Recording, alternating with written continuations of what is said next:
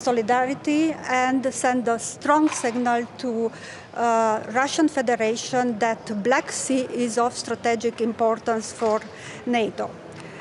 2 weeks ago, the F-16 training hub has been inaugurated in Romania. This solid partnership, transatlantic partnership, built with valuable contribution of Denmark, the Netherlands, and the US, brings further our commitment in supporting the Ukraine. Let us keep in mind that Russia will soon resume its winter campaign against Ukraine, against the energy sector in Ukraine. Last week we had a G7 plus meeting with Secretary Blinken and Minister Kuleba in order to discuss the situation in the energy sector in Ukraine and their needs. The support for the energy sector in Ukraine remains critical.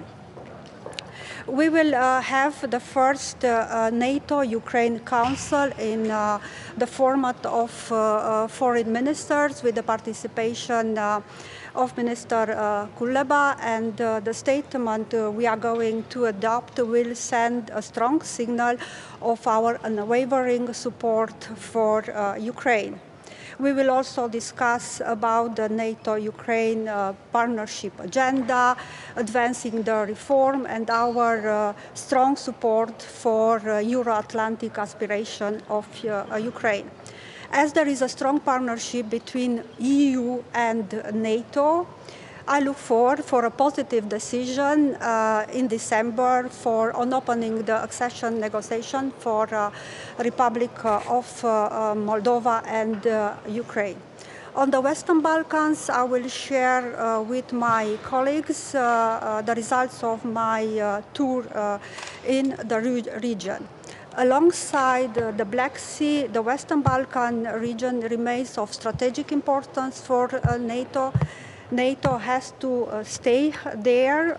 Romania is doing its part of the work by having increased its contributions to Euro4 Althea and K4 mission in the region. Thank you. Ma'am, a quick question. You said you discussed winter aid for Ukraine. Could you expand a little bit on that? What are the needs and what are you able to provide? We have discussed in details, according to the information provided by Minister Kuleba, the needs of the energy sector in Ukraine and the shared responsibility of the countries in the region, all of the countries to continue the support for Ukraine. What does that mean? It means of providing energy, providing generators, all the needs they have to resist the winter. Thank you. Thank you.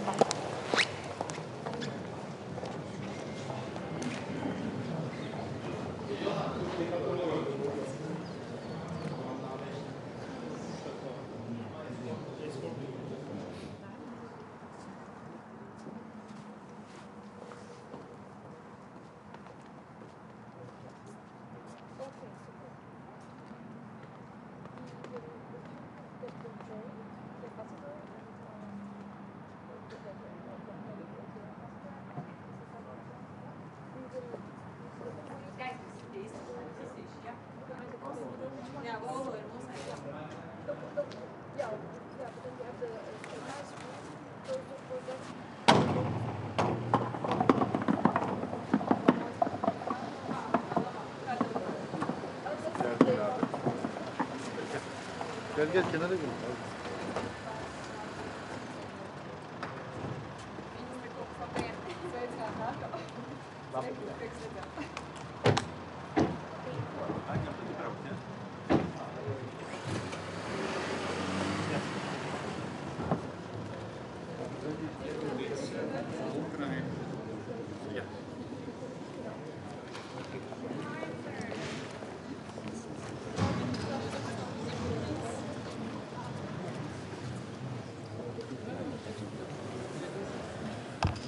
So, good morning, everyone. It's almost 2 years now since Russia has been waging a very brutal war in Ukraine, and this war has changed dramatically the security situation in Europe and indeed around the world. Now, we as NATO, we have a very important role to play in ensuring peace and stability in Europe, actually peace and stability in the world. And there are three things that we really need to focus on.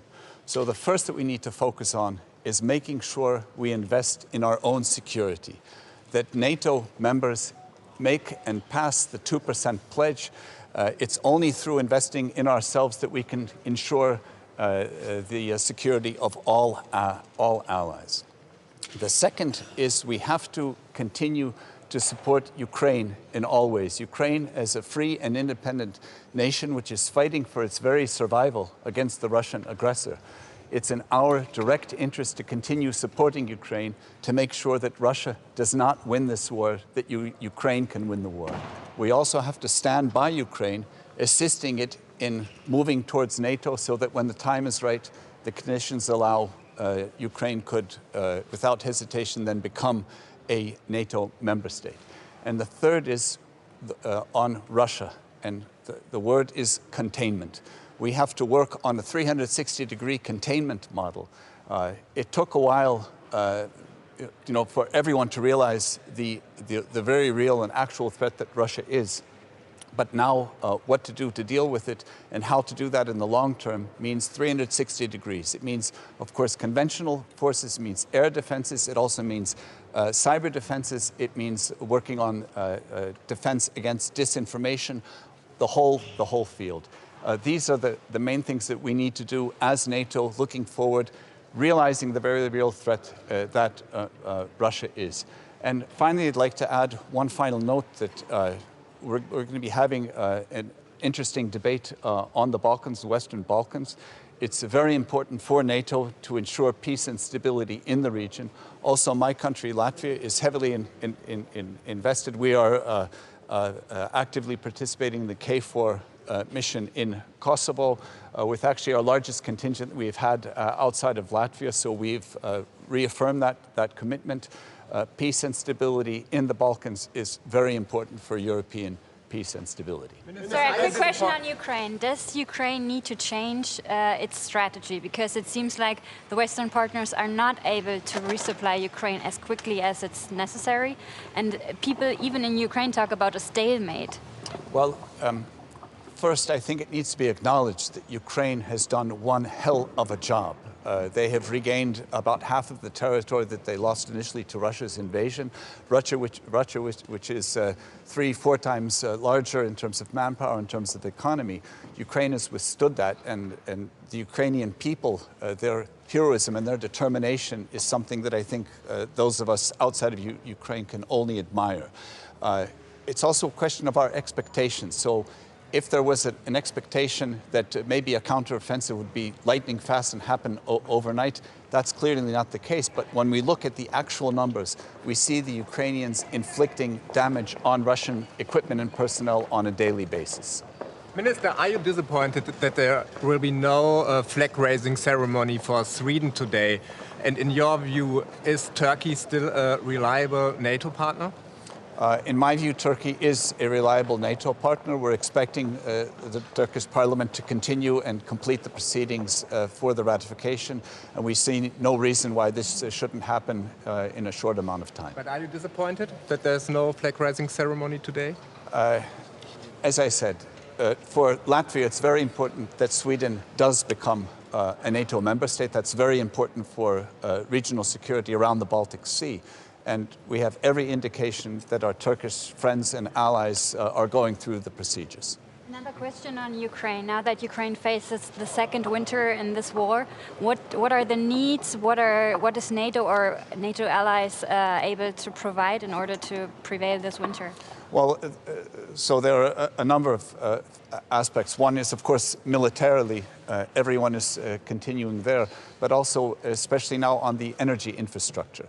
And for example, we recently had a meeting, it was not within the NATO, it was in the G7 context, and country after country, including my own Latvia, making very concrete pledges and actually moving equipment, high voltage equipment, diesel generators, etc., to help the Ukrainians get through this winter winter with the expected onslaught and bombardment of its critical infrastructure that Russia is already underway in carrying out. Are there any lessons? General Secretary?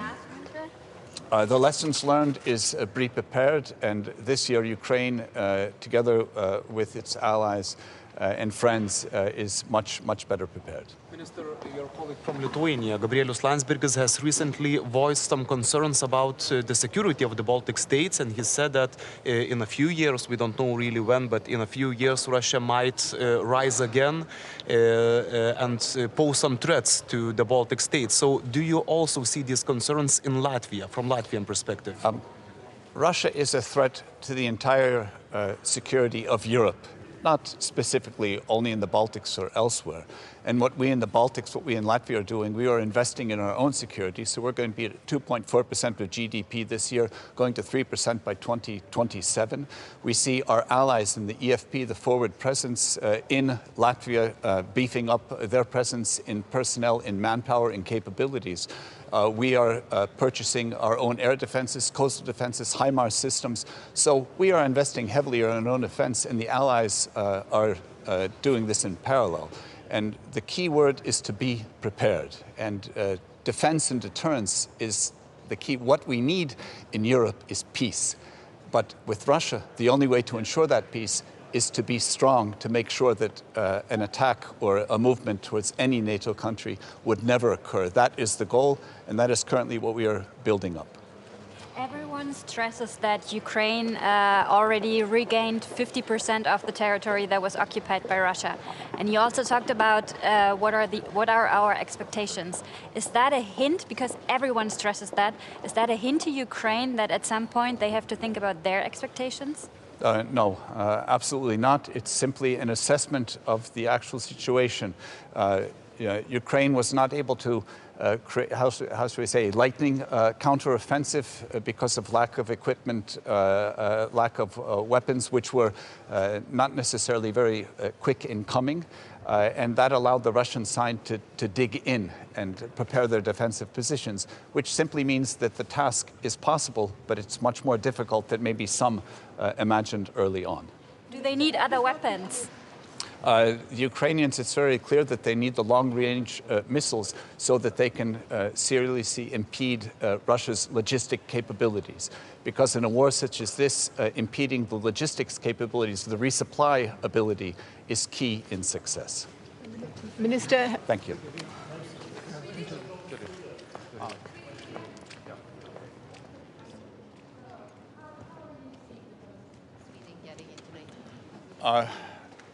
I was present in Vilnius last summer, and I and all other colleagues were very pleased when President Erdogan announced that Turkey will be ratifying Sweden's accession bid.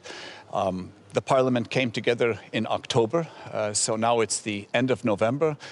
It's in committee. We're expecting it to get out of committee and get to the big vote. So we're anticipating with pleasure and want to welcome Sweden as the 32nd NATO member state. Sweden will be present today, which is very important. And Sweden is, of course, involved in exercises, but it's important that the final ratification process does go through, and we're expecting this to happen. If Sweden joins, when Sweden joins, it's quite likely they will end up with the Nordic countries under American command, and that will leave the Baltic countries a bit alone?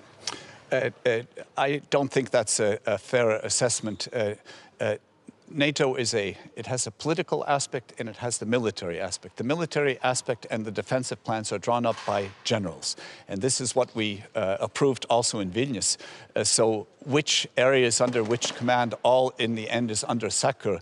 And it's a question of how the military wants to operate its logistics and its chain of command. So I see no difficulty there whatsoever. Should the Nordics support you or Kaja Kallas as next General Secretary? Well, I think it's important to ask what should the next General Secretary have? What are the requirements of the job? And I think that there are a number of them. So one, NATO needs a proven consensus builder. we're going to have 32 countries. Keeping 32 countries together on any topic is a big challenge, and we need a consensus builder that can work with any and all allies to move everyone forward in the same direction. Second, I think it's important that the next Secretary General would come from a country, and also personally, that has a proven track record of investing in his or her own military spending, so investing the 2% of GDP or above. I think that's important as a clear signal to all allies that this really is important to us. And it also is clear that the next Secretary General has to have a clear vision on the future role of NATO, how it's going to expand, how it's going to be working to contain Russia, acknowledging the threat not in a way that is raising panic, but simply acknowledging the very real threat that Russia is and working with allies to contain Russia. It is doable. We can do it if we are calm but very determined. And that's what the next Secretary General has to have, the ability to carry all this program out. I have two questions for you. One is on Sweden. How will you speak to Mr. Hakan Fidan about the situation regarding the Parliament not having ratified Sweden? Well, I think all of us are continually speaking with our Turkish friends and politely inquiring when will that vote take place. And we're being reassured that everything is in process. And we're actually seeing that the movement is there. So I can only say that Latvia is anticipating Sweden's final ratification and accession as the 32nd NATO member state. How do you interpret what's going on in northern Finland and in other borders where Russia is sending asylum seekers, obviously? Well, in Latvia, Lithuania, and Poland, for more than 2 years, we have been facing a hybrid threat from Belarus, where the Belarusian authorities are encouraging third country nationals to illegally attempt crossing into the European Union. And we're simply seeing that that situation is now extending from Finland also in Estonia. So you could say the entire Russian-Belarusian border now is a potential hybrid threat. We are all very closely coordinated. We are speaking with each other on a political level on a daily basis, and importantly, on the border patrol on a daily basis. It simply is a threat that in Latvia, Lithuania, and Poland we've been living with for 2 years, and we have certain expertise. Now, unfortunately, Finland and Estonia are joining, and it looks like a concentrated and coordinated effort backed by Russia. The purpose is to create instability. Actually, from Russia's point of view, it's a low-cost way of potentially causing problems. It doesn't require the army, it doesn't require any large investments. It simply requires allowing people through, or perhaps even organizing people to move through. We've seen that on our border for more than 2 years now, and we're seeing it begin in Finland and Estonia. But the important counter message is that those of us on the NATO side are united and coordinated, and we will be able to maintain NATO's outer border regardless of what Russia does or does not do. Today that we will not have a welcoming ceremony for Sweden today here in Brussels. How disappointed. Well, I can only say that as the foreign minister of Latvia, my country is anticipating very much this final ratification procedure in Turkey and in Hungary. And we're hoping that it will be completed as soon as possible. Minister, all the qualities... The chances for a military Schengen for a the movement of the troops across Europe more easily, without bureaucracy. NATO troops moving from country to country without serious issues. Yes, well, this has already been addressed. It is being addressed. It is not yet fully solved, but we need to solve it, of course, to have that. Coordination. This is very crucial for coordination. Agreed. Agreed. Thank you.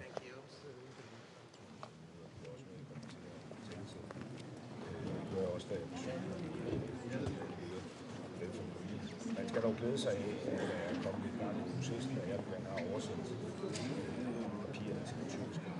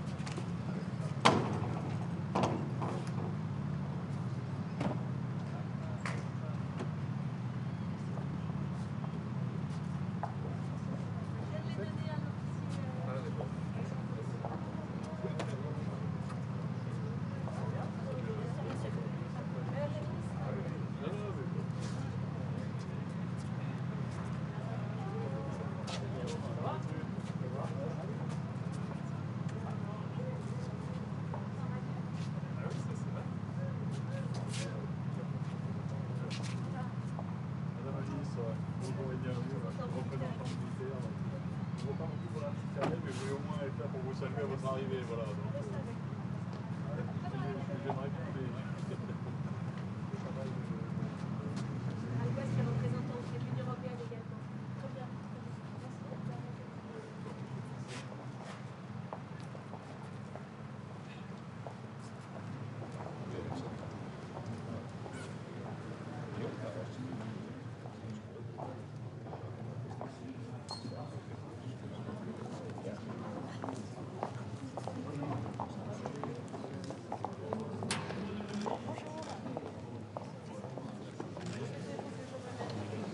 ici, parfait.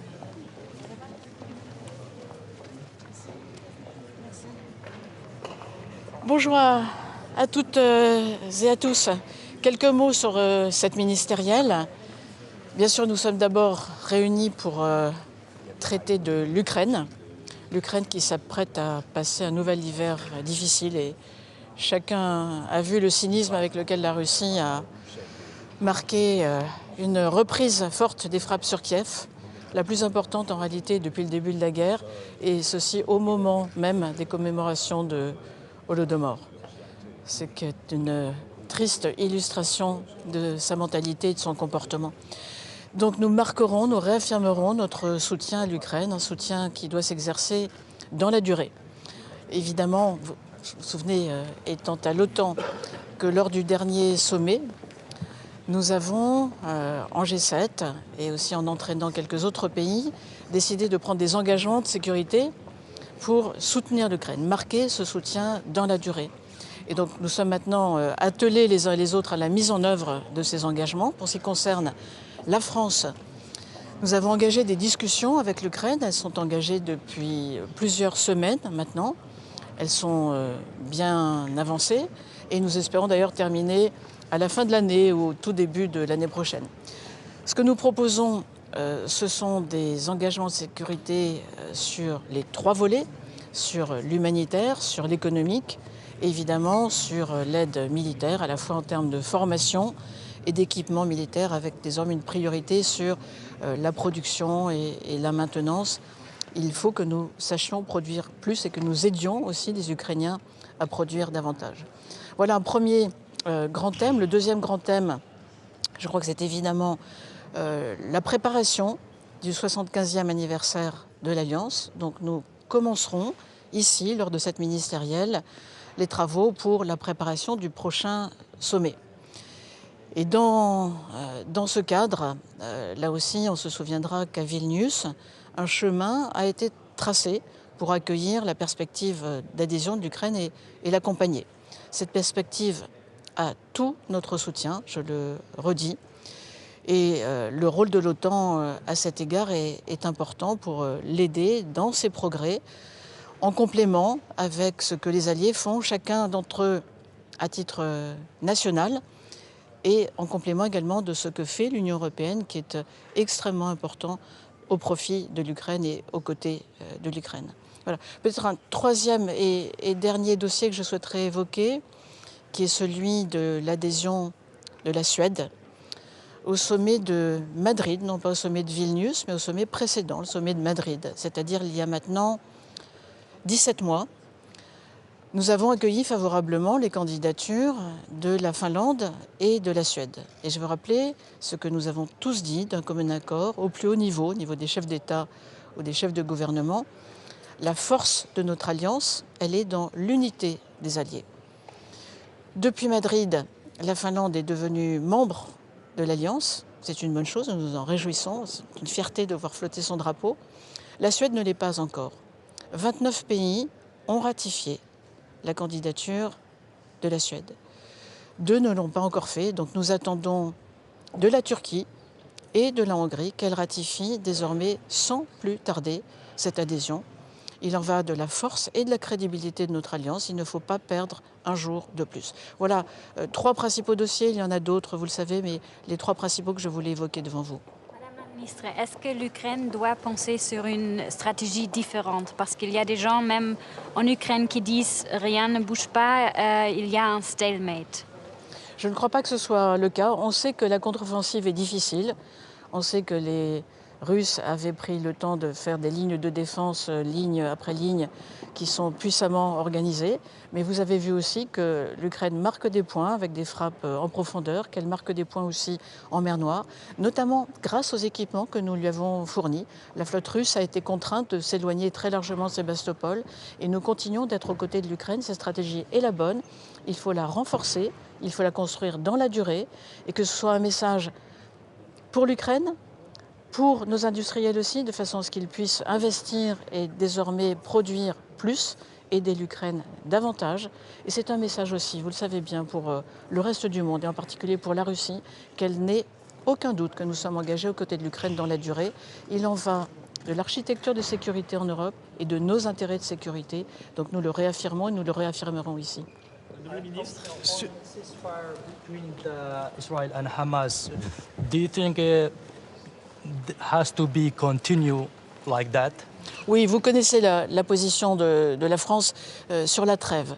De longue date, depuis plusieurs semaines, le président de la République, le gouvernement, moi-même, nous ne cessons d'appeler à une trêve, une pause qui soit durable. Nous l'avons dit dès le 19 octobre au sommet du Caire, nous l'avons redit au Conseil de sécurité des Nations Unies, nous l'avons dit dans nos déplacements dans la région, le président encore fortement. Il faut une trêve de longue durée qui puisse permettre d'acheminer et de distribuer l'aide humanitaire, qui puisse permettre aussi la libération de tous les otages et qui puisse permettre de travailler, d'œuvrer à un cessez-le-feu.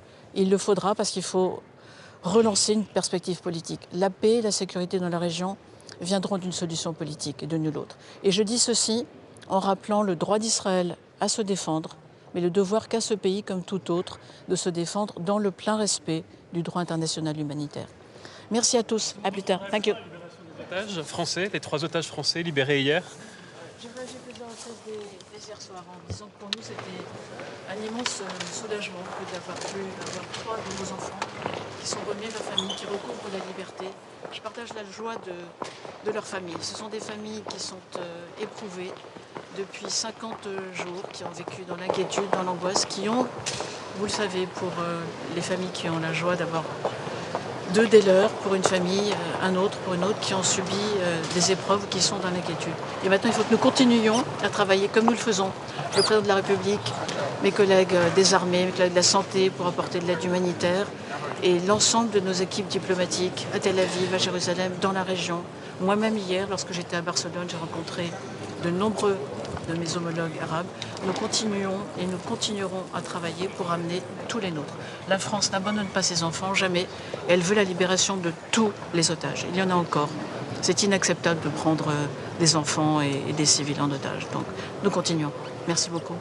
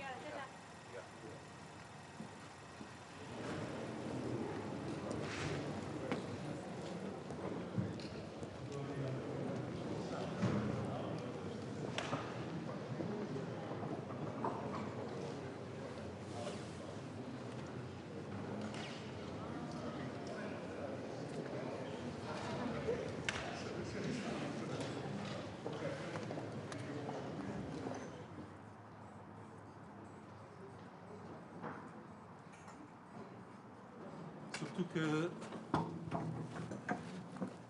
if there is a delegation, we can be stopping.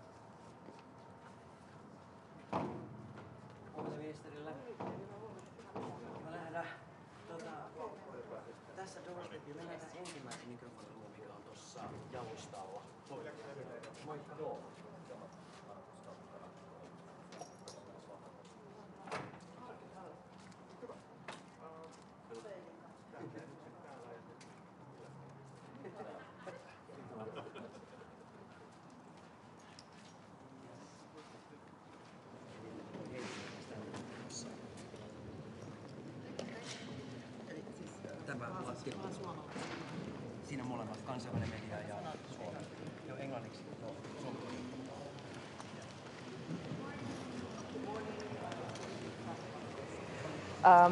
This meeting, the ministerial meeting, will concentrate on mainly the preparations for the Washington summit. And obviously, we regret that Sweden still is not a member of NATO. The membership of Sweden is highly crucial for the entire alliance, and we hope that in the near future there will be further steps to be taken in that direction. Now, Ukraine is, as we speak, fighting an existential war for the future of Europe, for our way of life and our values. So the solid support for Ukraine is extremely important now and also towards the Washington summit, that there's also a credible path for Ukraine into the membership of NATO someday. Now, we think that burden sharing, and also especially that Europe takes a stronger role in supporting NATO in defense spending, but also in ramping up its defense industry, is highly topical and of key interest, not only for Finland, but obviously for our common future. So thank you so much. Frau Ministerin, was werden Sie Ihren türkischen Kollegen heute sagen? Und sind Sie enttäuscht, dass es noch nicht so weit ist mit Schweden? Also ich muss sagen, wir sind tatsächlich ziemlich enttäuscht. Wir hatten uns schon gefreut, dass wir dieses Treffen dafür benutzen, dass wir erstens Schweden willkommen heißen in die NATO und dass wir uns auf andere Themen konzentrieren können. Aber klar, ich werde dieses Thema auch mit meinem Kollegen aus der Türkei wieder aufnehmen und wir hoffen, dass wir vielleicht in den kommenden Tagen, Wochen und tatsächlich vor Weihnachten diesen Schritt gehen können, dass Schweden ein Mitglied wird. Sitten yksi kysymys vähän tämän kokouksen ulkopuolelta päivän toista uutisesta. Missä kohtaa EUn pakotevalmistelu on menossa pakkolunastusten osalta Venäjältä jäädytetyistä asioista? Ja onko mahdollista, että tällä voitaisiin saada Helsinki-halli viimein takaisin suomalaiseen käyttöön? No itse asiassa uusin pakotepaketti on valmistumassa ja Suomi on ollut siinä tiiviisti valmisteluissa mukana. Ja on tosiaan aivan totta, että on tärkeää, että Helsinki-halli saadaan yleisen edun mukaisesti suomalaisten käyttöön ja tässä toivotaan nyt pikasta etenemistä ja sen eteen tehdään töitä. Venäjä työntää Suomeen edelleen pakolaisia tällä kertaa pohjoisen kautta ja Suomi harkitsee rajan sulkemista. Kuinka pitkään tämä on Suomen oma kysymys? Frontex on vähän apuna. Tarvitaanko tässä avuksi vielä NATOa? No Frontex on tosiaan aika merkittävästikin apuna. Frontex lähettää 50 henkilöä auttamaan Suomen rajan osalta. Ja on totta, että tämä on tosiaan paitsi Suomen raja, niin Euroopan unionin ulkoraja ja myös NATOn ulkoraja. Ja sekä Euroopan unionissa että NATOssa yhtä lailla kuin meillä Suomessa tiedostetaan, että kyseessä on täysin häikäilemätön hybridioperaatio. Ja sen vuoksi meidän vasteemme ei pelkästään Suomena, vaan unionin ja toisaalta myös NATOn puolelta tulee olemaan tarvittava kaiken aikaa. Onko raja suljettava vai onko muita keinoja? Me koko ajan arvioidaan tilannetta ja sen mukaan edetään, mutta täytyy sanoa, että ei varmaankaan Venäjänkään kannalta ole toivottavaa, että varsinkaan pitkäksi aikaa raja menee kokonaan kiinni. Että päinvastoin heidän tulee ymmärtää, että paluu entiseen operatiiviseen yhteistyöhön on hyvä ja tarvittava. He eivät voi käyttää kolmansien maiden kansalaisia tällä tavalla hyväkseen jossain operaatiossa, jonka tarkoitusperiä mekään emme todella ymmärrä. Ja toki toivomme, että Venäjä vetäytyy Ukrainasta. Mikä on se viesti, jonka aiot tästä rajan tilanteesta kollegoille nyt viedä ja missä kulkee se raja, että tässä jonkinlaista NATOnkin apua ehkä sitten tarvittaisiin? Tätä keskustelua laajasti myös virkatasolla ja itse aion nostaa tätä tänään esille kokouksessa ja kollegojen kanssa ja pohdimme askelia ja toki tilanteita, jossa mahdollisesti joudumme tukeutumaan NATOn apuun. Ministeri, kuinka sietämätöntä tämä Ruotsin NATO-jäsenyyden venyminen on? Rupeeko se jo syömään NATOn uskottavuutta? No, meillä oli eilen Ruotsin pääministeri, ulkoministeri ja puolustusministeri Helsingissä ja keskustelimme toki tästäkin aiheesta. Mutta täytyy toivoa tosiaan, että nyt vielä jouluun mennessä asia nyt kähtäisi niin eteenpäin, että Ruotsi tosiaan saataisiin jäseneksi mahdollisimman pian ja ihan muutaman viikon kuluessa. On harmillista, että se ei tapahtunut nyt. Olemme pettyneitä siihen, se on täysin selvä. Mutta nyt katsotaan eteenpäin ja toivotaan, että nyt nämä viimeiset askeleet saataisiin käytyä mahdollisimman pian. Aiotteko käydä tässä kokouksessa jotain keskusteluita tähän liittyen? Ehdottomasti aion käydä. Frau Ministerin, noch mal kurz eine Frage zu Schweden. Sie haben gerade gesagt, Sie sind sehr enttäuscht. Inwiefern würde der Beitritt Schweden auch die finnische Sicherheit verbessern? Würden Sie sich sicherer fühlen? Könnten Sie es noch mal so ein bisschen erklären? Also tatsächlich ist es so, dass Schweden für uns nicht nur also auf sozialer, politischer Menschenebene sehr nah ist. Das sind unsere Brüder und Schwestern. Aber tatsächlich für die gesamte Sicherheit und die Verteidigung im Ostseeraum ist es einfach nur unentbehrlich, dass Schweden Mitglied NATOs wird. Und wie bereits erwähnt, ist es nicht nur für die Sicherheit in unserer Region wichtig, sondern für das gesamte Bündnis, weil Schweden selbstverständlich auch sehr wichtige Kapazitäten mitbringt, die uns allen zunutze kommen. Setzt die Türkei hier die Glaubwürdigkeit und das Vertrauen, das man in die NATO hat, aufs Spiel? Das denke ich nicht. Die NATO ist glaubwürdig und die NATO ist stärker und vereinter denn je. Und wir hoffen, dass wir diesen Schritt so schnell wie möglich gehen können. Ukraina valmistautuu toiseen sotatalveen ja rintama on jämähtänyt paikalleen. Onko muita vaihtoehtoja kuin käydä sotaa loppuun asti? Miten sota saadaan päättymään? Kaikista tärkeintä on ymmärtää se, että tämä on Ukrainan puolustustaistelu, jossa he toki puolustavat myös meidän läntisiä arvojamme ja meidän eurooppalaista elämäntapaamme, mutta tästä samaisesta syystä se on ukrainalaisten asia päättää, että milloin on mahdollinen tilanne lähteä pohtimaan neuvotteluja, mutta ilman muuta neuvotteluita ja tietä kohti rauhaa valmistellaan ja me olemme kumppaneina ja ystävinä siinä tietenkin tukena ja teemme kaiken mahdollisen sen eteen. Esimerkiksi nyt tästä rauhanformulasta ei ole pelkästään viime aikoina keskusteltu, vaan on päästy hyvinkin eteenpäin sen 10 kohdan asialistan osalta ja Suomikin ottaa vastuuta erityisesti ympäristöturvallisuuden osalta yhtenä puheenjohtajana, jotta saamme kaiken sitten selviämään siihen päivään mennessä, kun neuvottelut alkavat ja sitä kautta tuettua Ukrainaa entistä vahvemmin. Milloin on aika Ukrainan liittyä NATOon? Meidän mielestä Ukrainan rooli ja asema on ehdottomasti NATOssa tulevaisuudessa. On selvää, että NATOon ei voi liittyä sotaa käyvä maa, mutta kaikki ne askeleet, jotka siihen voidaan tehdä ja valmistautua, että jonain päivänä tuo sotakin on ohi ja Ukraina on silloin valmis jäseneksi, niin ne askeleet ovat itse asiassa jo alkaneet viime kesänä Vilnassa ja Suomi yhtenä NATOn jäsenmaana erittäin pontevasti tukee Ukrainaa tässä. Minister, how damaging to NATO is the delay in Sweden's membership?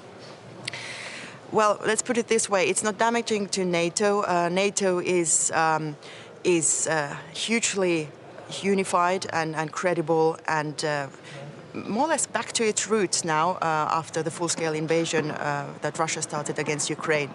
And I'm fully convinced it will stay this way. But it has to be said that, yes, we are so disappointed that Sweden to this day is not a member yet.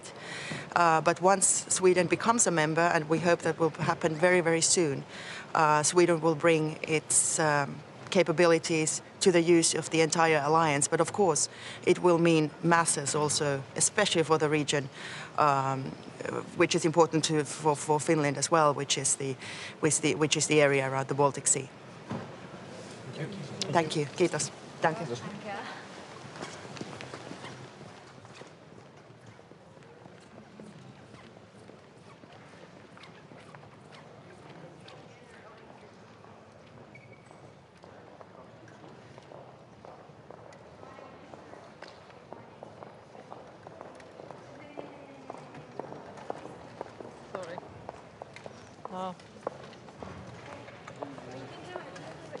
Well,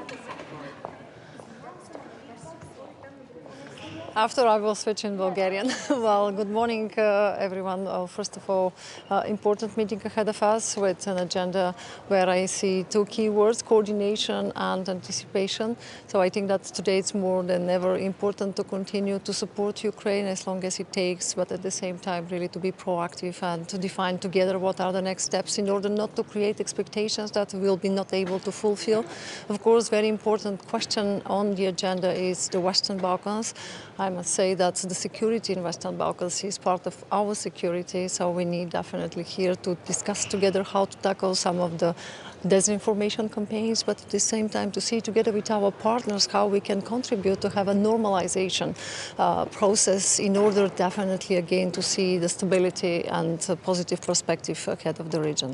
Of course, we'll all prepare the next summit in Washington as concrete as we should be. That will be maybe the best that we can do today, and I very much hope that today's discussion will be constructive and will give a clear perspective not only for Ukraine, not only for the other members that we all expect, like Sweden, but really together to say that NATO and European Union, we are the guarantee of the security for all our citizens. Thank you. What do you mean by when you say worried about creating expectations? What did you mean by when you said you're worried about creating expectations? Well, you know that during the Vilnius summit there was the expectation for the membership, and I think that for us it was important to create this council, Ukraine and NATO, in order to show that we are equal partners and we have to discuss. And that's why this meeting is important today, because that will be the first one in order to define how together we can accelerate the process, but at the same time really to be here and to follow not only the question of the membership, but the reforms in Ukraine, the preparedness, how together we can modernize our armies in order to be ready for the challenges of tomorrow. When do you think Ukraine will be ready to join NATO? When would you like to see that happen? Well, I think that there is only one condition that we would like to wish and to have in order to have them as member of the Union. That means the end of the war. Thank you. Bulgaria opened their airspace for the plane of Mr. Lavrov? Well, actually, the decision is to open the airspace for the Russian delegation that need to join Skopje, because you know how important is this meeting in Skopje in order to preserve OSCE, and we allowed this flight, but for us it was important before to check the list with the people, and as you already can see in our decision, there is no people that are in the sanction list and that are included in the delegation. So, thank you. Госпожо министър, може ли и на български? Чакайте само. Да, елате. Извинявам. Не на сянка. Елате малко по-насам. Малко по-насам. Това заради светлината. Да, е така. Ако може така, да. Добре. Обаче, какви теми ще обсъждате днес? Три важни теми в днешното заседание. Разбира се, най-напред подготовката за следващата среща на върха в Вашингтон през 2024 година. Аз искам да кажа, че следващата година се навършват 75 години от създаването на НАТО и 20 години откакто България е член. Така че за мен ще бъде много важно в центъра да поставим две ключови думи – координация и изпреварващи действия.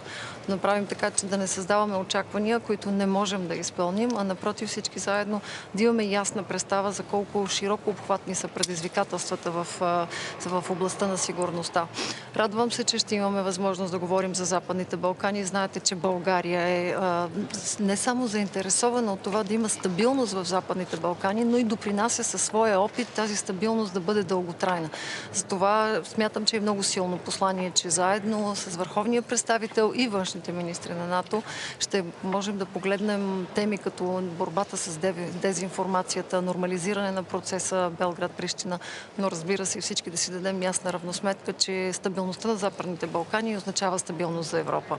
Радвам се, че ще имаме възможност още веднъж всички, вярвам много ясно, да изразим подкрепата си за Украйна. Самия факт, че след срещата в Вилниус за първи път съвета НАТО-Украйна се събира, означава, че този формат има много ключова роля и той наистина е да очертае следващите стъпки, защото когато ще си говорим за членството на Украйна в НАТО, България подкрепя, за нас е също толкова важно заедно като партньори да проследим страната в реформите, които тя прави, за това да бъде чисто и просто добре подготвена и за бъдещи кризи и да отговори на изискванията, които са изисквания на НАТО. Така че да, за мен е много важно, че всички тези теми ще бъдат обсъдени. Може би още една бих добавила, защото за нас тя също е важна. несъмнено технологичната подготвеност. Колкото по-често си говорим за иновационния фонд в НАТО, за фонда Диане, толкова по-бързо ще разберем, че технологичната подготвеност днес означава по-добри отбранителни способности и със сигурност Европа, съюзниците в НАТО, в Европейски съюз, не могат да си позволят този лукс да изостават и това са важни теми. Госпожо министър, много ви моля да уточним как върви диалогът София-Скопие относно преминаването на Сергей Лавров през българското въздушно пространство. Само за него ли разрешава България преминаване или за цялата делегация? И София знае ли кой е в тази делегация? Скопие казало ли не кой е в тази делегация? София никога не би си позволила да даде разрешение за прелитане пред въздушното пространство, ако нямаме ясна представа за състава на делегацията. Затова, освен че разрешението е временно, точно за целта на срещата, защото срещата в Скопие е изключително важна. Смятам, ако искаме в един момент изобщо да си говорим за бъдеще на организацията за сътрудничество, също толкова беше важно да имаме пълен списък с делегацията и ясно сме казали, че когато в списък има човек, който е включен в санкционните списъци на Европейския съюз, той няма право да пътува и това сме и направили. Обсъждате решението, извинявайте, с Брюксел, с Европейската комисия. Всичко необходимо като координация е направено, защото сами разбираме, че това е важно. Факта, че господин Лавров може да пътува е свързан с изключенията, които и на него са дадени, бивайки в списъка за международни форуми да може да участва. Затова и продължителността на това изключение е много ясно дефинирана. От 3 часа за заседанието до 72 часа, като ние, как пак казвам, ясно сме получили, поискали информация и получили за списъка и в списъка, който сме получили, сме изключили всеки, който е в санкционния списък на Европейския съюз. Имало ли такива хора в делегацията първоначално? Колко души имаше, са и ние не изключени? сме се съгласили. Значи... Свършили сме си работата, смятам. Има изключени от делегацията? Да, има изключени. Колко бяха? Колко души? Много. Да. Делегацията е многобройна, но вижте, това е формат, който всяка една от държавите решава. Аз също съм с много голяма делегация в Скопие и смятам, че сериозността на заседанието показва, че и екипите отзад са мобилизирани. Вие ще се срещнете ли с господин Лавров в Скопие и ако да, какво ще му кажете? Как може да ми задавате този въпрос? Мисля, че отговорът ми е много ясен, защото България е членка на Европейския съюз и има много ясно прието поведение и начин, по който се отнасяме в такива срещи. И аз смятам да застана твърдо зад него, както го правя от ден първи, откакто съм външен министър. Благодаря. For Canada. So first and foremost, let me talk to you about Israel-Hamas Middle East conflict. First and foremost, Canada welcomes the extension of the truce. We were all relieved seeing hostages being released and of course humanitarian aid going into Gaza. We hope that there can be another extension of the truce because we need to see all hostages being released. We need to make sure that there is more humanitarian aid going into Gaza, and we need to see all foreign nationals being released because Canada still has Canadians that are remaining in Gaza and would love to be able to get out of Gaza. I would like to thank, of course, Qatar, Egypt, and the US who have been playing an important role. And we hope that the extension of the truce will help to bring a lasting peace to the Middle East, which can be only achieved through a two-state solution. Now, let me talk to you also about Ukraine. Of course, while what is happening in the Middle East is taking a lot of our attention, we need to make sure that we are always focused on Ukraine, and that is why we will continue to support Ukraine. I think we did a lot back in Vilnius this past summer. We had important commitments that were announced, and now we're in the midst of implementing these commitments. And this will be part of the conversations we will be having today and tomorrow at NATO. Of course, Canada has been spearheading the idea of long-term security commitments for Ukraine, and right now we are working amongst the G7 to make sure that these long-term security commitments are also fulfilled, and so you can hear me talking about that in the coming days. Je peux tout dire ça en français si vous voulez. Minister, one Il n'y a personne qui veut que je parle en français ici. Minister, one question. I can say that in French. I'll just say it very quickly in French. Okay? Donc, sur la question du Moyen-Orient, je voulais tout simplement vous dire que le Canada voit d'un bon œil le fait qu'il y ait un prolongement, une extension de la trêve. Nous nous attendons et nous soutenons une autre extension de la trêve. Pourquoi? Parce que nous pensons que c'est la seule façon qu'il puisse y avoir une libération de tous les otages, qu'il puisse y avoir aussi plus d'aide qui soit acheminée à Gaza et finalement que les Canadiens qui sont pris à Gaza et tous les autres nationaux qui sont à Gaza puissent être en mesure de quitter la région. Et essentiellement, ce que l'on en appelle, c'est que cette extension de la trêve puisse mener à une paix durable qui pourra se faire uniquement par une solution à deux États. Aussi, ici, nous sommes présents pour parler de l'importance de soutenir l'Ukraine, aussi être en mesure de remplir notre promesse d'aider les Ukrainiens à long terme. Le Canada a été très impliqué dans le développement de l'idée des garanties de sécurité à long terme pour l'Ukraine et c'est ce sur quoi je vais travailler avec mes homologues au cours des 2 prochains jours. Thank you. Do you think Ukraine has enough to win this war? I think that Ukraine has a lot, but needs more. And that is why we came up with important commitments this past summer. Now, while there's been lots of words, we need even more action. And that is why we'll be talking about the implementation of our commitments, which is key. In the Middle East, over the past several weeks, there were so many activity, Iranian militia activity. They have been attacked some bases, U.S. bases. Are you concerned in the Middle East on Iranian militia activity? We're always concerned with Iran. We're always concerned with the fact that Iran is a threat to the Middle East, and that is why our approach when it comes to Iran has been clear. Iran has no place and needs to stay out of any form of Israel attacks. And of course, Hezbollah and Hamas, for us, are terrorist organizations supported by Iran. So you're talking about action, but you're still below the 2%. Canada's still not fulfilling the 2%. You talk about action, why is that? Well, Canada is now increasing its military defense spending. Particularly, we're heading the Latvian NATO forces. We're working right now on the defense policy update, and we will increase our defense spending. So you said that it's time for action. So Yeah. enough of words anymore, but still the resupply is not fast enough. The EU misses its target to send 1 million ammunition. The drawdown package from the US was very small last time, and the aid is blocked in Congress.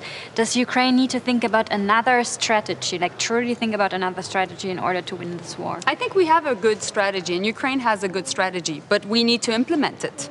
And so that's why we'll be talking about it. Prime Minister Trudeau and President von der Leyen and Charles Michel were together in Canada last week and announced more support to Ukraine, and we will continue to make sure that that happens. Thank you. Thank you so much.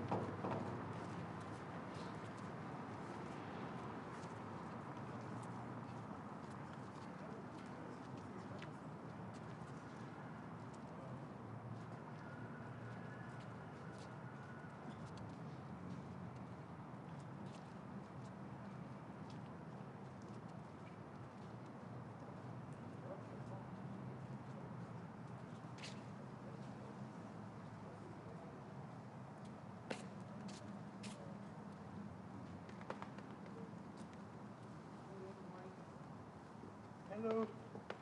For journalist entrance? Yes. Press access only. Thank you.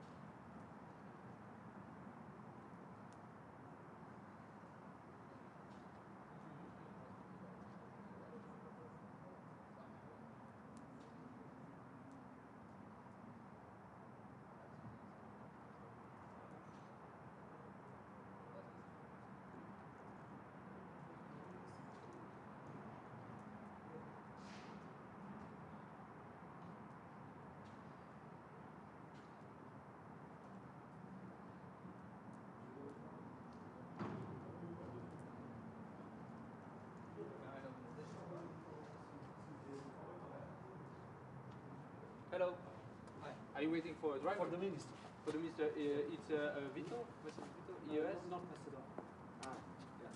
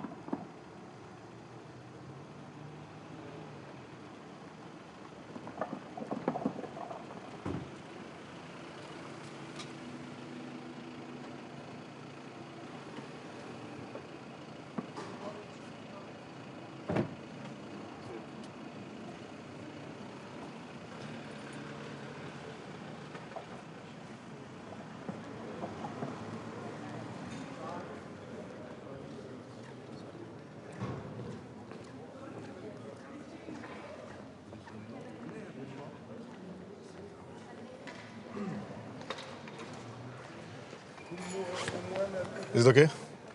Well, good afternoon. I'm particularly glad that today's NATO ministerial meeting will discuss Western Balkans and together with the EU.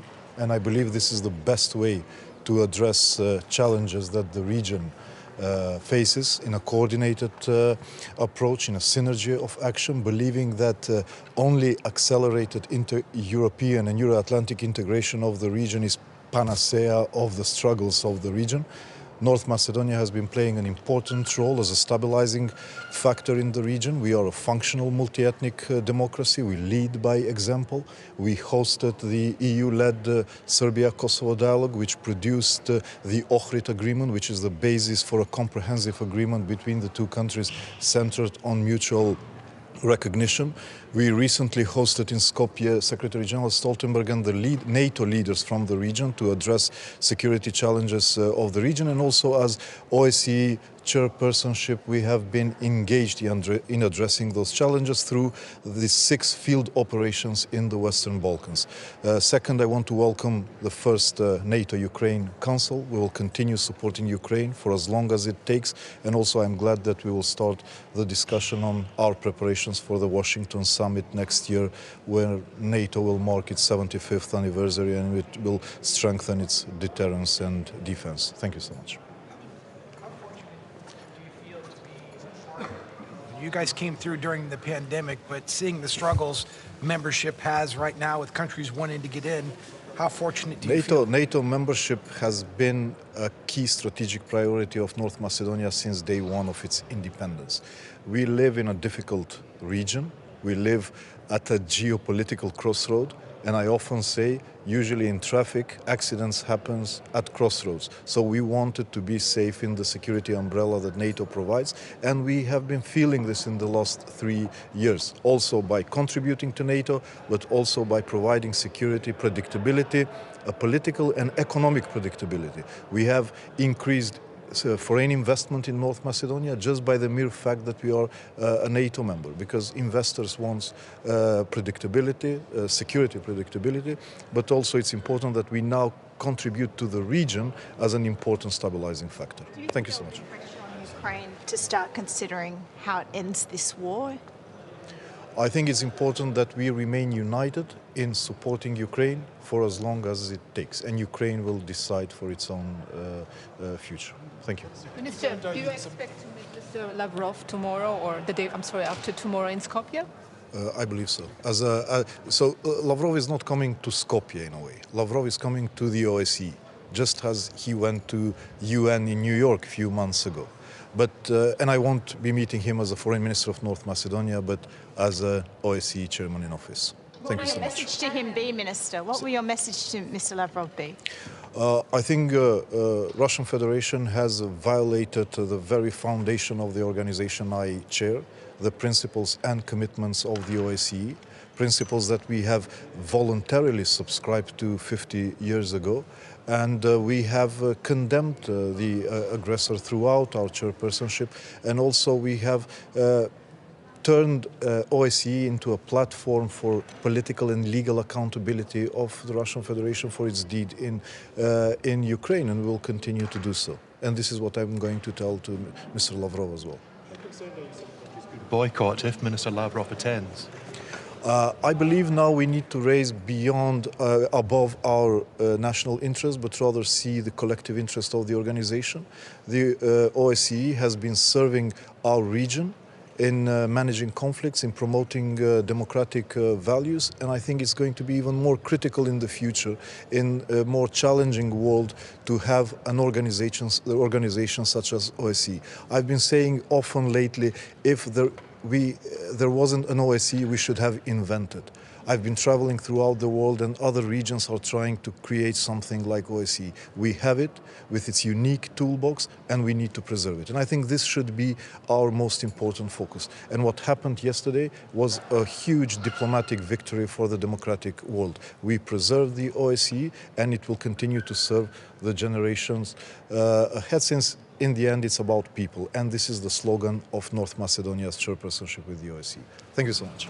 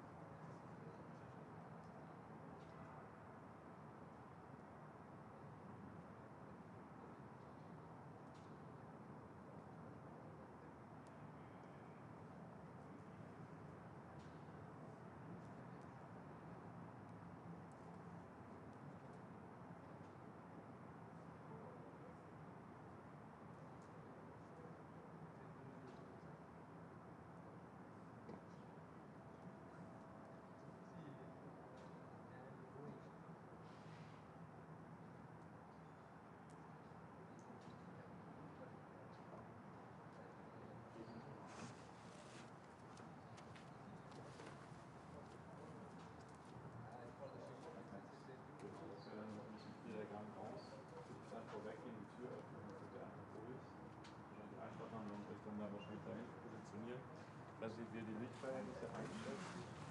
Katastrophe, wie im Schatten, Gegenlicht. Ne? Also wir sind ja schon, dass wir mit dem Botschafter gestimmt, ja? Also wir draußen, wir müssen draußen sind. Genau.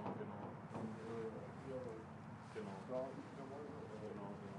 Da würde voraussichtlich hier in dieser Gegend stehen. Handshake, genau. Darauf wird es hinauslaufen. Ich glaube,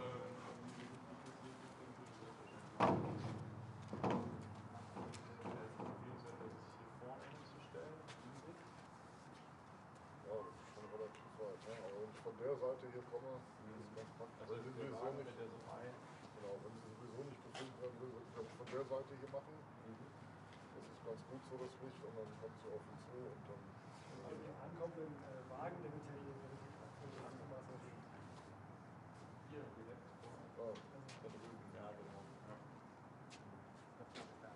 Aber ja, für mich wäre das für eigentlich der Ort, wo das Botschafter stehen darf. Dann genau, der Botschafter stehen und einsetzen und welche ausgegleichen müssen abgeben, dass er nicht mit der Spanien kollidiert. Oder nicht wieder reingehen. Genau.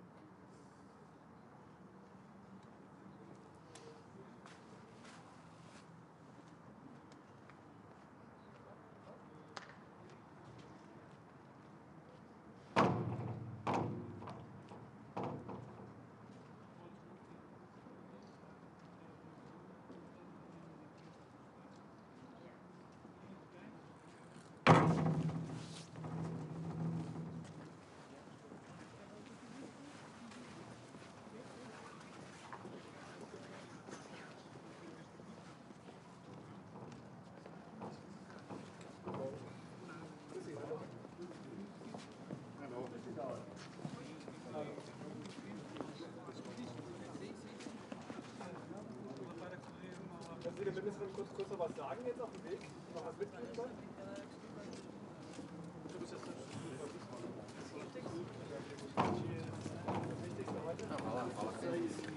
Olha, mas sabes uma coisa? Há mês isto vai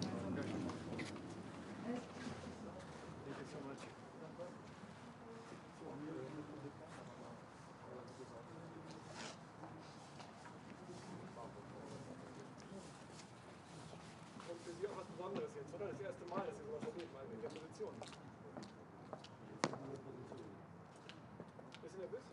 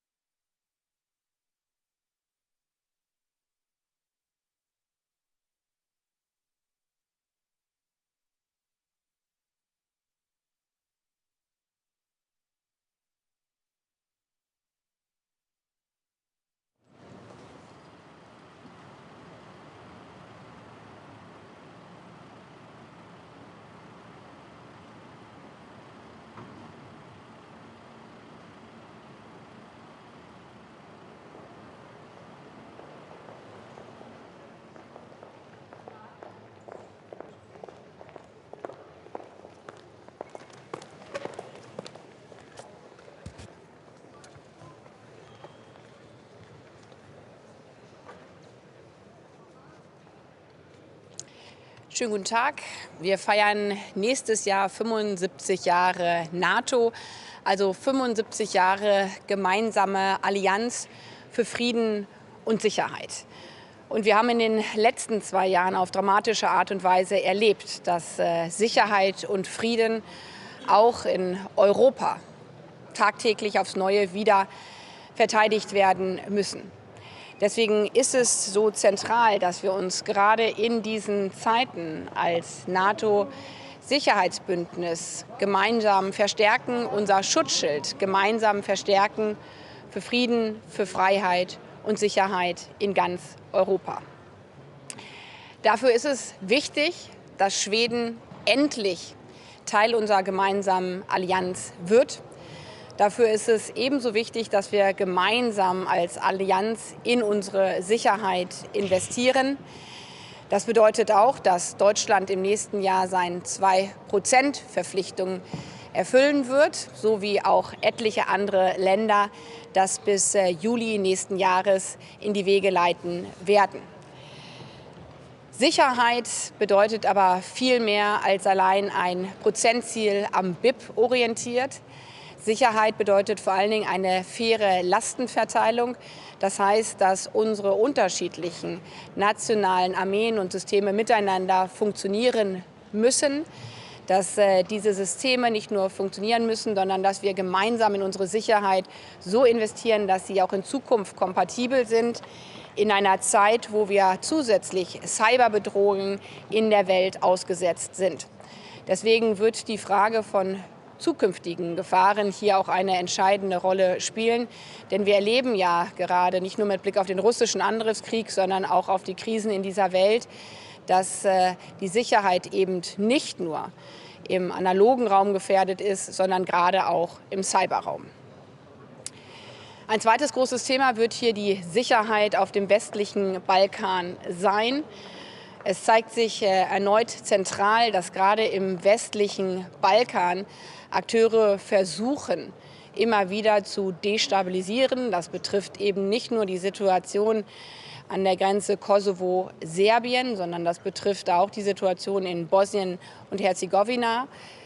Nicht nur die NATO, sondern insbesondere auch die EU ist einer der Garanten, um für Sicherheit auf dem westlichen Balkan zu sorgen. Daher ist es wichtig, dass wir hier auch den westlichen Balkan nicht nur als NATO-Partner, sondern gemeinsam mit der Europäischen Union, also dem Hohen Beauftragten, weiter besprechen. Denn es zeigt sich dort vor Ort, wie zentral eben für die Sicherheit des westlichen Balkans der Beitritt in die Europäische Union ist. Die Europäische Union ist unsere Lebensversicherung. Die NATO sichert für uns die Sicherheit in diesem europäischen Raum. Und deswegen ist der Austausch und die Zusammenarbeit so zentral. Das NATO- und das EU-Engagement gehen ganz konkret Hand in Hand auf dem westlichen Balkan. Sicherheit durch EUFOR Althea in Bosnien und Herzegowina und Sicherheit durch NATO KFOR in Kosovo. Deutschland verstärkt auch hier die gemeinsame Sicherheit auf dem westlichen Balkan, indem wir im nächsten Jahr 150 Soldatinnen und Soldaten in KFOR bereitstellen.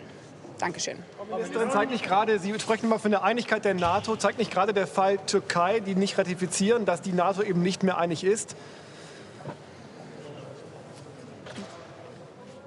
Einer für alle und alle für einen, das ist nicht nur der Leitspruch der NATO, sondern wenn wir das nicht gemeinsam garantieren können, dann können wir unsere gemeinsame Sicherheit, unsere gemeinsame Freiheit und den Frieden in Europa nicht garantieren.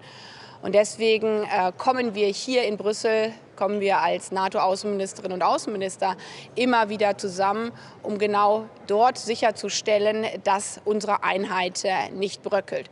Und es ist klar und deutlich in Vilnius gesagt worden, dass Schweden Mitglied unserer gemeinsamen Allianz werden wird. Und das ist mehr als überfällig. Und deswegen muss dieser Schritt kommen. If I may ask one question in English, I was just wondering whether NATO should actually be concerned about Germany's defense spending amid this uncertainty with the next budget. Not at all, because we have underlined, especially with regard to Ukraine, that we are not only keeping up our military support for Ukraine's self-defense, but that we are increasing it by 8 billion euros. And we're making clear here also at the NATO meeting in Brussels with the NATO-Ukraine forum that the security and the peace in Ukraine is also the insurance for peace in Europe. And this is why we, Germany, as all our other partners, are keeping up and increasing our support for Ukraine, because Ukraine is not only defending the peace for its own people, but defending the peace in Europe. Wird die Ukraine im nächsten Jahr noch einmal zu einer Gegenoffensive in der Lage sein, um die Lage auf dem Schlachtfeld für sich zu wenden? Ich glaube, wir müssen, auch wenn man sich leider in der medialen Aufmerksamkeit irgendwie daran gewöhnt hat, dass es einen brutalen russischen Angriffskrieg auf dem europäischen Kontinent gibt, immer wieder vergegenwärtigen, dass es nicht um theoretische Fragen gibt, dass es nicht um abstrakte Gegenoffensiven geht, sondern dass es darum geht, dass die Ukraine allen Menschen in ihrem Land, insbesondere in der Ostukraine, ein Leben in Frieden und Freiheit ermöglichen können muss und vor allen Dingen sie aus dieser brutalen Unterdrückung befreien will. Weil das, was die Menschen dort erleben, ist ja nicht, dass allein Soldaten dort sind, sondern überall, wo ukrainische Städte und Dörfer befreit worden sind die schlimmsten Verbrechen sichtbar geworden. Ich habe vor kurzem, als ich im September in der Ukraine war, mit Familienangehörigen gesprochen, deren Kinder, deren Ehepartner immer noch als zivile Geiseln von Russland verschleppt worden sind oder in der Ukraine festgehalten, zum Teil gefoltert werden. Manche von ihnen haben das selbst erlebt, sind selbst diesen Bedingungen ausgesetzt worden. Deswegen geht es nicht darum, ob die Ukraine militärisch noch irgendwie vorankommen kann, sondern es geht darum, Menschen zu retten, die seit über 650 Tagen die schlimmsten Dinge erleben, die man sich auf dieser Welt kaum vorstellen kann. Und deswegen, ja, tun wir alles dafür, dass die Ukraine auch im nächsten Jahr so viele ihrer eigenen Staatsangehörigen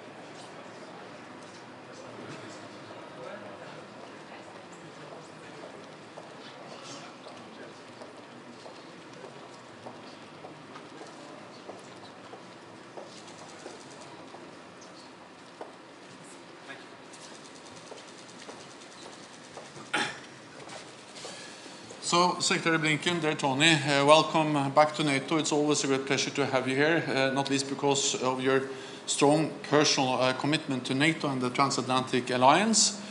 Today and tomorrow, NATO foreign ministers will address many different pressing security issues, including the Middle East, and I welcome the extension of the pause of hostilities in Gaza. This has allowed for a much-needed relief for the people of Gaza and also the release of more hostages. And let me thank you, Secretary Blinken, Tony, for your personal efforts to ensure that this happened and that the agreement was reached. Ukraine will be high on the agenda. We see continued Russian attacks, intense fighting continues along the front line. And that just makes it even more important that NATO allies continue to support Ukraine. And I praise the United States for your leadership, for the critical military equipment the United States is delivering to Ukraine. But let me highlight that this is actually a joint effort by United States, Canada and European allies. And the European allies and Canada provide almost 50% of the military support. So this is actually something we do together as allies on both sides of the Atlantic. We will address China, the Western Balkans, and also how to work to ensure stability in our southern neighborhood. Many important issues. Always great to have you here, and look forward to our meeting. Yes, thank you very, very much. It's always very good to be back in Belgium and Brussels. Here at NATO, it's almost become like a second home over the last 3 years. But I think it's evidence of the fact that what we are doing with the NATO alliance is more important than it's ever been. And you've seen over the last 3 years, NATO stepping up in very important ways to deal with the challenges that we face and that we're facing together. We will be strongly reaffirming our support for Ukraine as it continues to face Russia's war of aggression. We will be looking to the summit next year in Washington to celebrate the 75th anniversary of NATO, but not just celebrate that anniversary, continue to carry the alliance forward, including with the commitments that its members are making to our collective defense. We have a lot of work that we'll be doing, as you said, as well, on the Western Balkans, with our partners for NATO from around the world, including the Asia Pacific. And of course, we will be talking about the crisis in Gaza and the broader Middle East.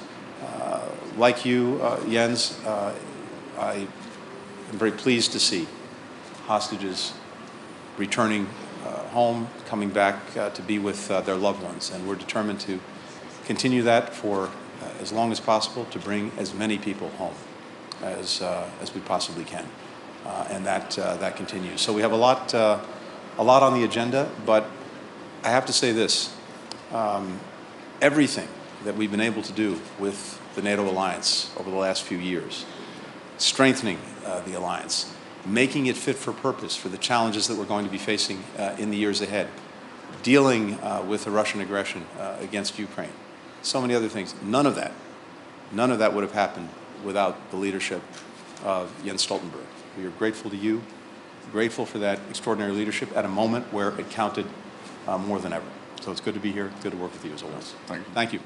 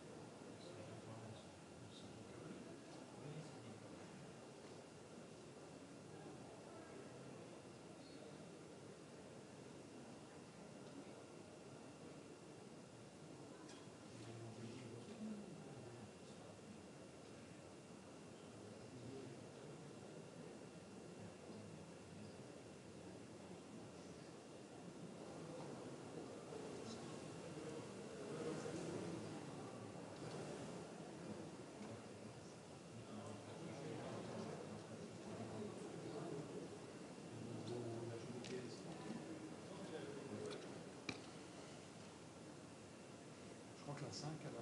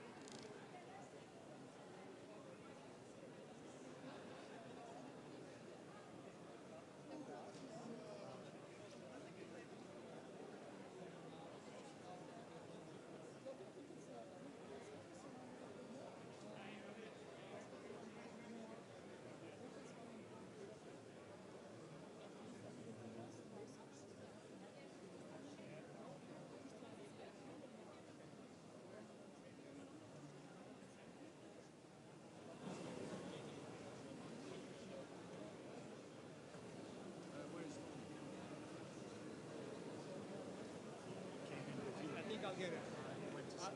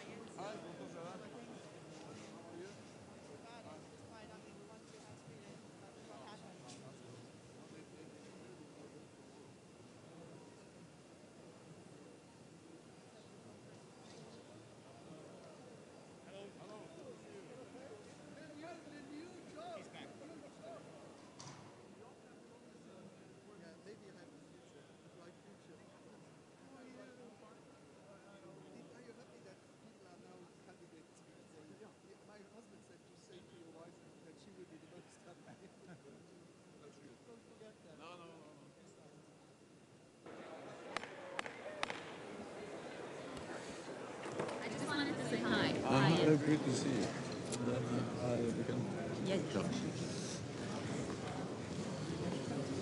Okay, if you all are able to find your seats, then we can start in just a moment.